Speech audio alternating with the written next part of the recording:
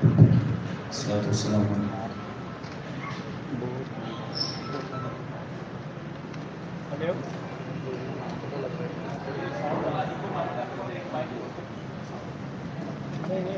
جی بسم اللہ.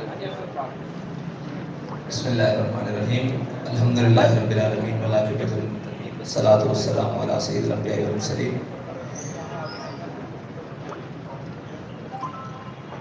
تحریک لبیک یا رسول اللہ ایک عظیم سانے سے گزری ہے اتوار کی شب، اور جو سانے ہری پور ہے ہزارہ اس کے اندر سے گزری ہے، اور جس میں ایک انتہائی دردناک واقعہ پیش آیا جو کہ شاخسانہ ہے حکومتی دہشت گردی اور ریاستی دہشت گردی کا، جس کی مثال شاید پاکستان میں کسی بھی واقعے کے ساتھ نہیں جوڑی جا سکتی. گزشتہ ہفتے میلاد النبی صلی اللہ علیہ وسلم کا جلوس تھا جو 12 ربیع الاول کے دن اپنے مقامات سے ہوتا ہوا حویلیاں کی جانب جا رہا تھا، جس کے اوپر راستے میں شیلنگ کی گئی. اسی 12 ربیع الاول کے جلوس کو دوبارہ کرنے کے لیے ہم نے اعلان کیا یہاں 12 ربیع الاول شریف کی شب کو کہ ہم وہاں جا کر میلاد النبی صلی اللہ علیہ وسلم کا جلوس کریں گے. جس کو روکا گیا اس کو دوبارہ کریں گے وہیں پر. وہ جلوس اپنے مقام سے چلا اور انتہائی شاندار طریقے سے، بلکہ ہزارہ کی تاریخ کا سب سے بڑا جلوس میلاد النبی صلی اللہ علیہ وسلم کا، وہ اپنے مقام کی طرف رواں دواں تھا، جو تقریباً انتہائی فاصلہ طے کر چکا تھا کہ کھولیاں بالا کے قریب جب وہ پہنچا تو اس کے اوپر شیلنگ سٹارٹ کر دی گئی. جب وہ شیلنگ ہونے لگی تو اس کے بعد حالات کی کشیدگی دیکھتے ہوئے اور سارے معاملات دیکھتے ہوئے 3 کلومیٹر پہلے ہی جلوس کو اختتام کر دیا گیا اور جلوس کو واپس موڑ لیا گیا. وہ حدود جہاں دفعہ 144 لگی ہوئی تھی، وہ حدود جہاں پر انتظامیہ کہہ رہی تھی کہ یہاں نہیں آنا، اس حدود سے تقریباً 2.5 کلومیٹر پہلے ہماری حدود ابھی 1 کلومیٹر پہلے تک تھی جہاں ہم جا سکتے تھے، لیکن ہم نے اس سے پہلے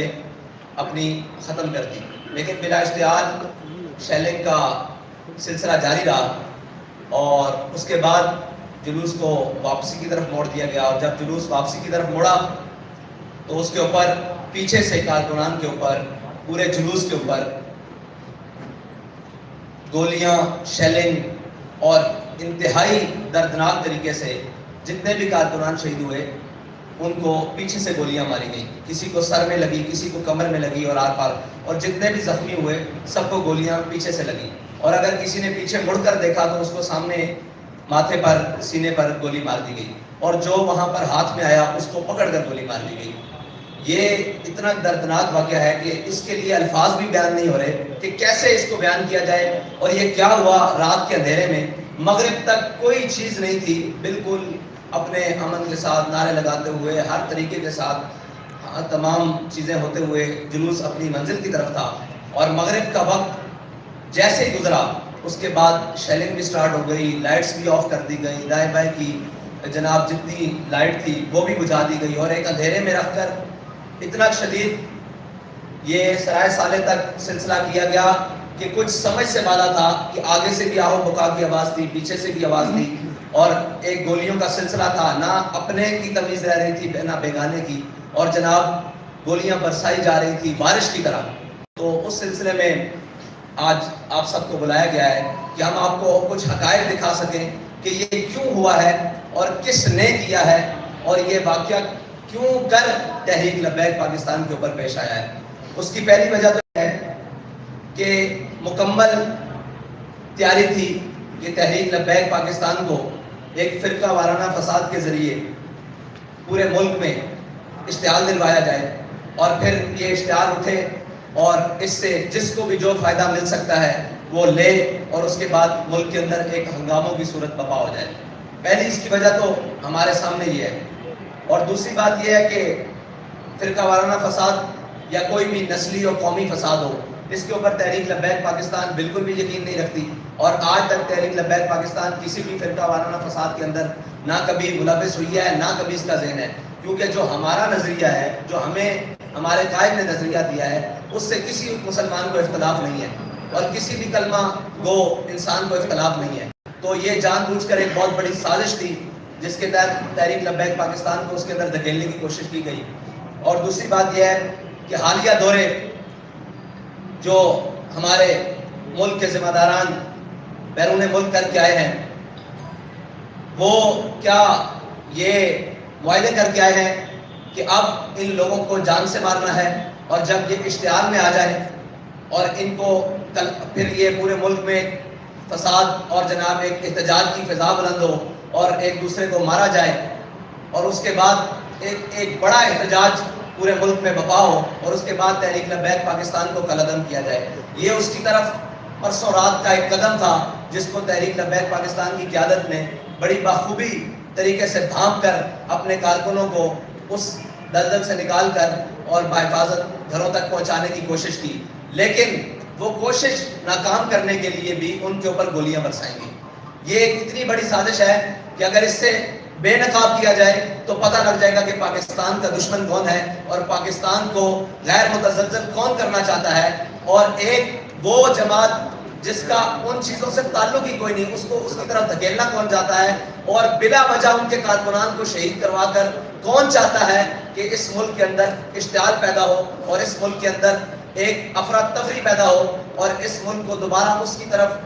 دھکیلا جائے جس سے کسی کا مفاد جڑا ہوا ہے. اور اس سارے واقعے کے بعد ہم اس نتیجے پر پہنچے ہیں کہ پاکستان میں حقوق سب کے ہیں، تمام سیاسی جماعتوں کے ہیں، تمام چیزوں کے ہیں، ہر چیز کا حق ہے. لیکن اگر حق نہیں ہے تو دینی لوگوں کا نہیں ہے، اگر حق نہیں ہے تو مذہبی لوگوں کا حق نہیں ہے، اور حق نہیں ہے تو تحریک لبیک یا رسول اللہ کے کارکنان کا حق نہیں ہے، اس کے ذمہ داران کا حق نہیں ہے. اور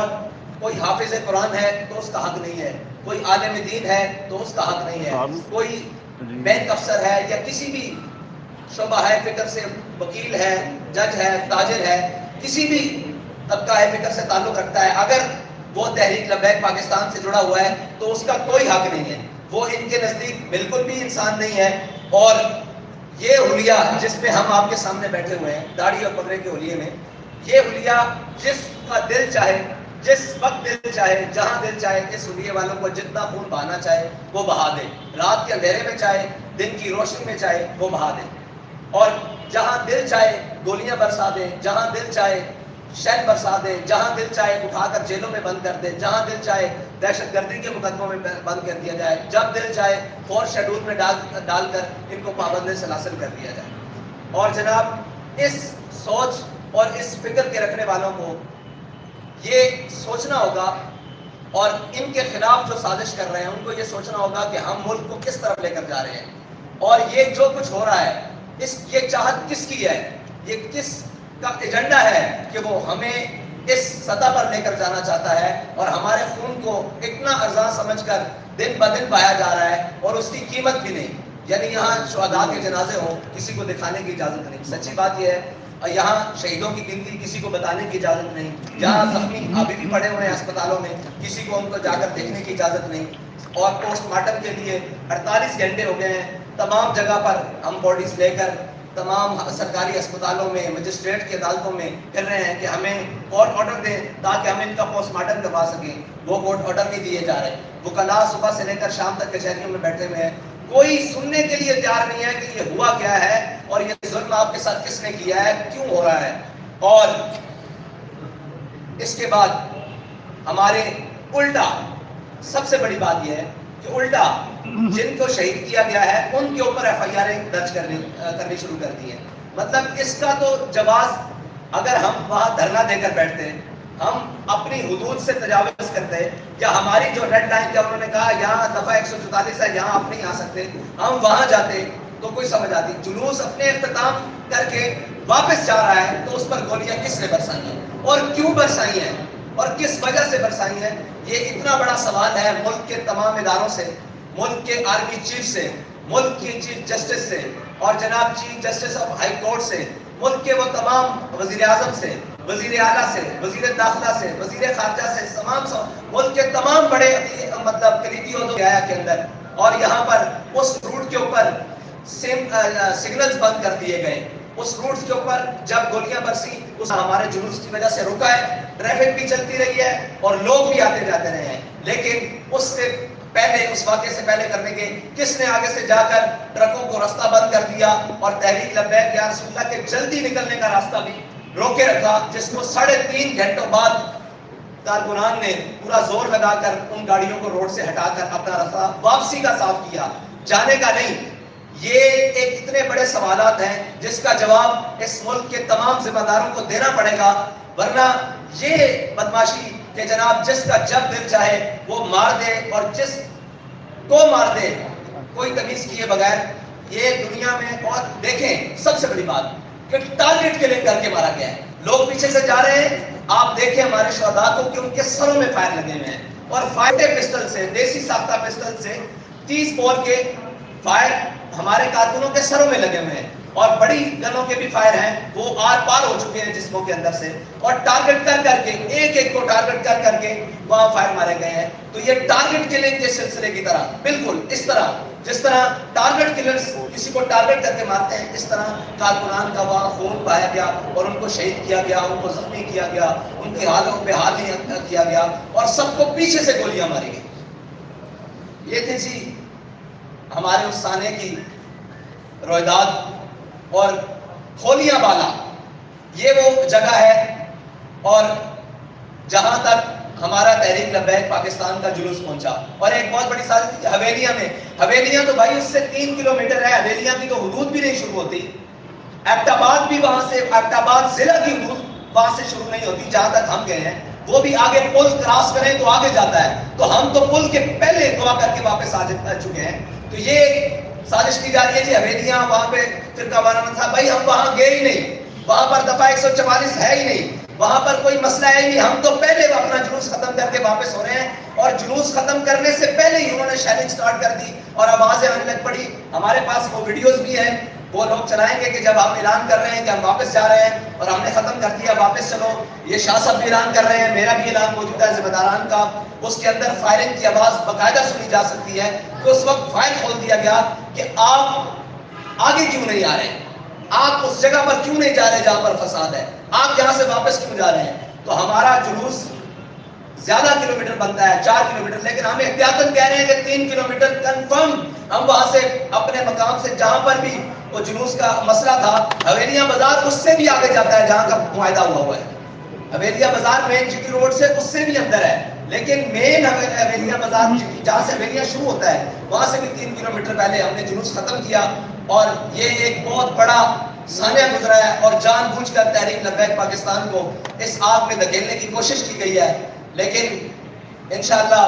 وہ ہر چہرہ بے نقاب ہوگا جس نے تحریک کے خلاف اور پاکستان کے خلاف یہ بہت بڑی سازش کی ہے۔ بہت شکریہ۔ میرا خیال ہے کہ آپ سارے ویڈیوز دیکھ لیں، اس کے بعد آپ کے جو سوالات ہوں گے وہ کر لیں۔ شاہ صاحب لائٹ بند کری یار بھائی، اپنی لائٹ بند کر، لائٹ بند کر، لائٹ بند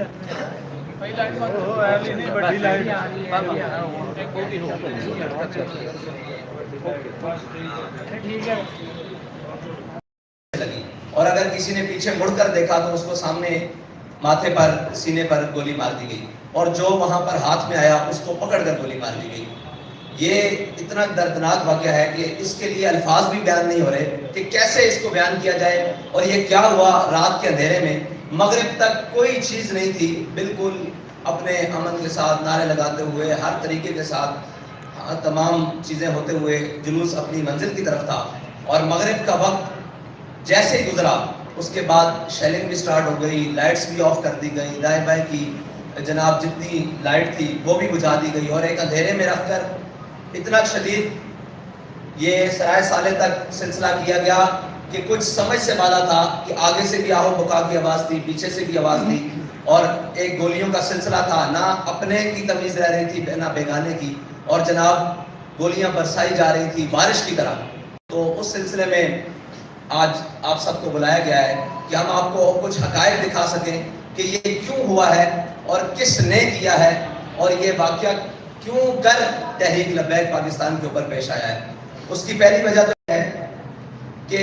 मुकम्मल तैयारी थी कि तहरीक लब्बैक पाकिस्तान को एक फ़िरका वाराना फसाद के ज़रिए पूरे मुल्क में इश्तिहार दिलवाया जाए, और फिर ये इश्तिहार उठे और इससे जिसको भी जो फ़ायदा मिल सकता है वो ले, और उसके बाद मुल्क के अंदर एक हंगामों की सूरत बपा हो जाए। पहली इसकी वजह तो हमारे सामने ये है, और दूसरी बात ये है कि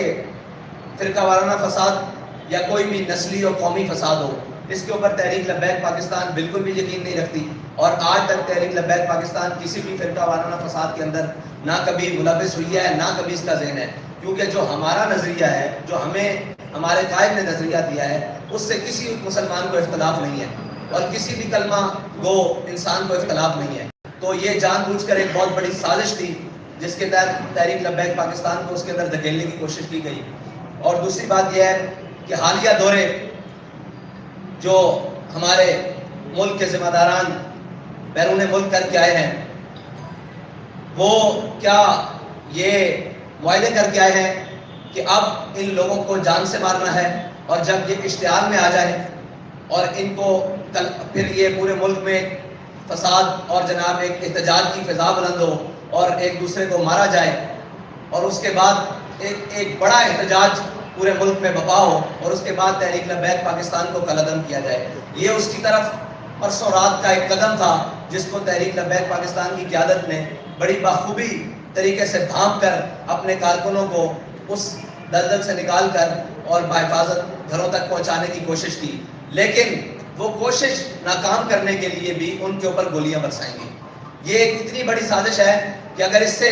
बेनकाब किया जाए तो पता लग जाएगा कि पाकिस्तान का दुश्मन कौन है और पाकिस्तान को गैर मुतज़ल्ज़ल कौन करना चाहता है, और एक वो जमात जिसका उन चीज़ों से ताल्लुक ही कोई नहीं, उसको उसकी तरफ धकेलना कौन चाहता है, और बिला वजह उनके कारकुनान को शहीद करवा कर कौन चाहता है कि इस मुल्क के अंदर इश्तिहाल पैदा हो, और इस मुल्क के अंदर एक अफरा तफरी पैदा हो, और इस मुल्क को दोबारा उसकी तरफ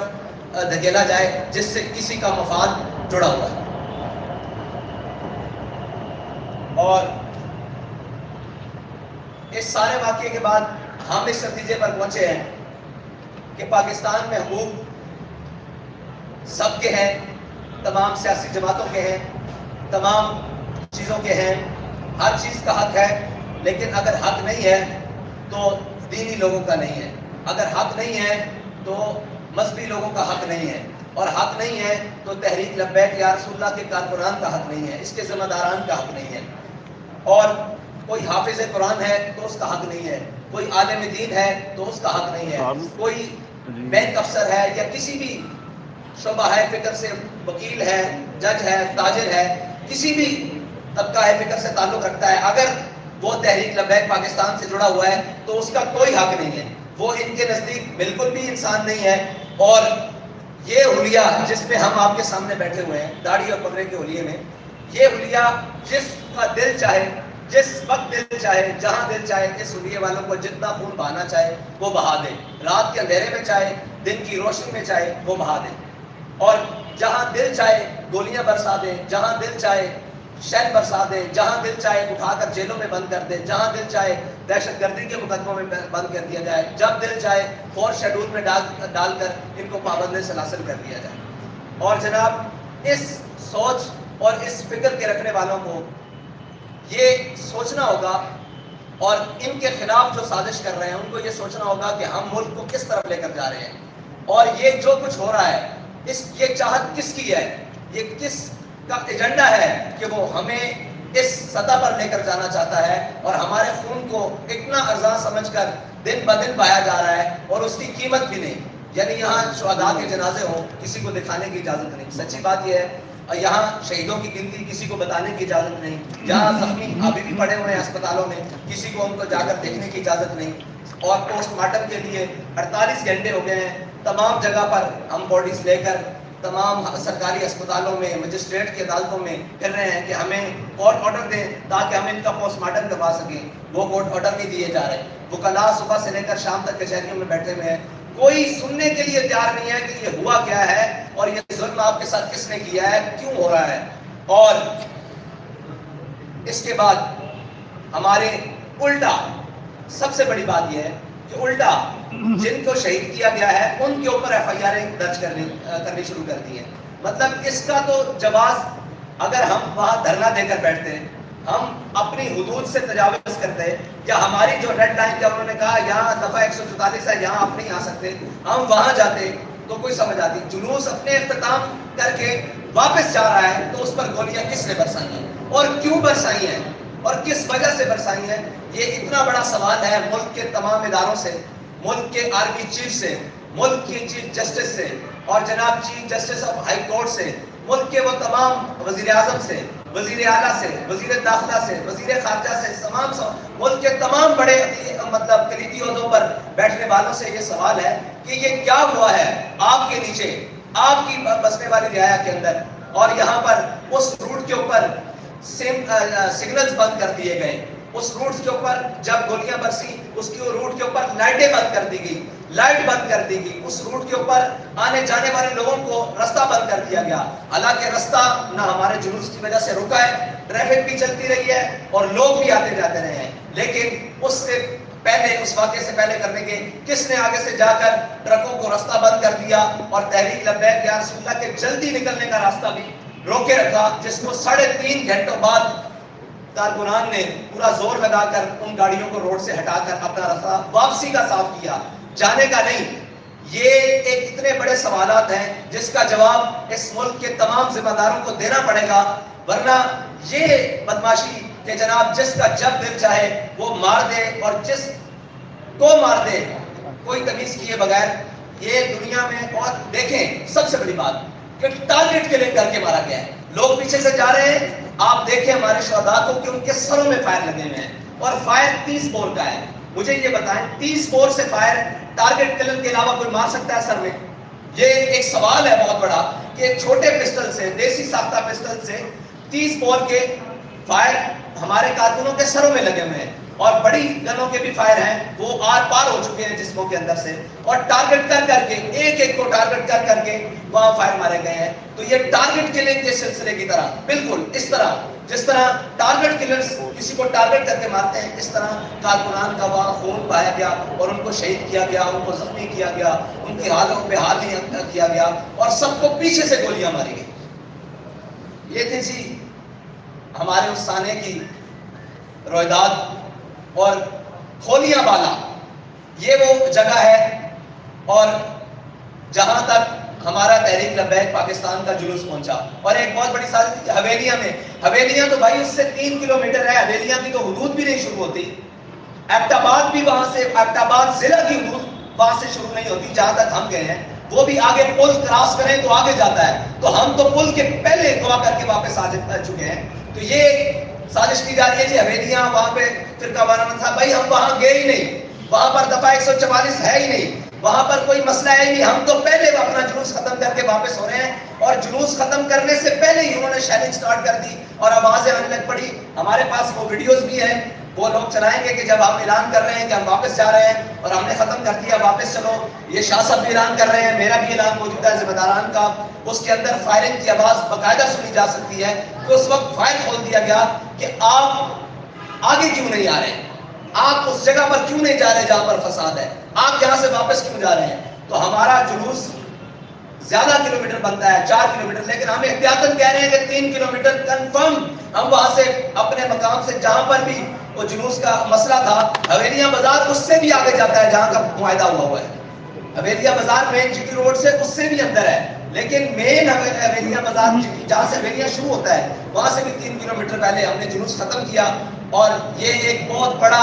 سانحہ گزرا ہے اور جان بوجھ کر تحریک لبیک پاکستان کو اس آگ میں دھکیلنے کی کوشش کی گئی ہے، لیکن انشاءاللہ وہ ہر چہرہ بے نقاب ہوگا جس نے تحریک کے خلاف اور پاکستان کے خلاف یہ بہت بڑی سازش کی ہے۔ بہت شکریہ۔